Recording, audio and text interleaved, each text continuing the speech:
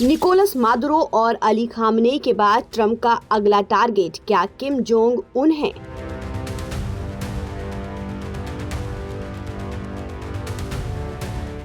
दरअसल middle east में जारी जंग के बीच अमेरिका ने अपने जंगी जहाज और सेना साउथ कोरिया भेजी है। ऐसे में सवाल ये उठता है कि क्या कुछ बड़ा होने वाला है। दरअसल अमेरिका ने दक्षिण कोरिया के साथ मिलकर बड़े पैमाने पर सैन्य अभ्यास फ्रीडम शील्ड शुरू किया है, जिसमें हजारों सैनिक शामिल हो रहे हैं। बताया जा रहा है कि युद्ध अभ्यास 19 मार्च तक चलेगा।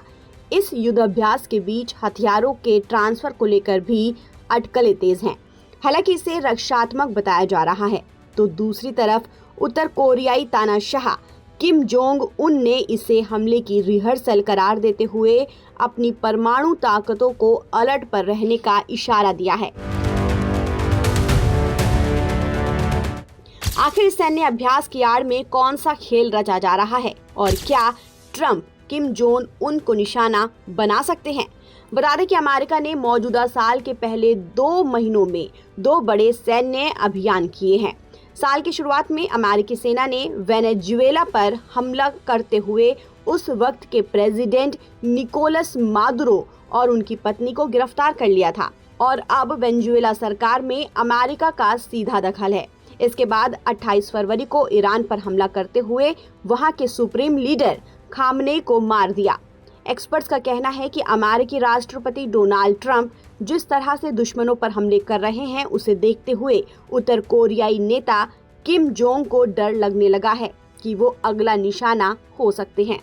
Seoul based institute for national security strategy के एनालिस्ट कहते हैं कि उत्तर कोरिया में अमेरिकी हमले का खतरा असली लगता है।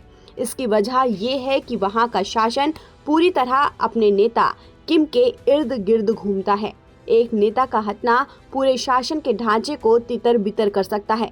वैसे भी अमेरिकी सेना और खुफिया एजेंसियों का दुश्मन देशों के नेताओं और सैन्य अधिकारियों की सीक्रेट तरीके से हत्या करने का पुराना इतिहास है। डोनाल्ड ट्रंप का हालिया रवैया तो अब बेहद आम हो गया है।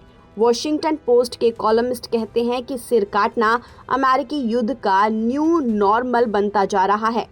अमेरिकी ओबामा के कार्यकाल में अमेरिकी लीगल फ्रेमवर्क में बदलाव किया गया, जिसमें हथियारों से होने वाले झगड़े के कानून के हिसाब से दुश्मन के खिलाफ टारगेटेड जानलेवा ताकत का इस्तेमाल करना हत्या नहीं माना जाएगा। ये लीगल फ्रेमवर्क किसी दूसरे देश की सॉवरेनिटी यानी कि सर्वोच्च सत्ता पर असर डालने की इजाजत दे देता है।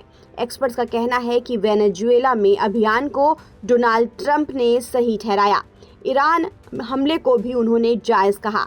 ईरान में युद्ध के जारी रहते हुए ही उन्होंने इस नीति को आगे बढ़ाने का संकेत दिया है। क्यूबा का नाम ट्रंप ने कुछ मौकों पर लिया है।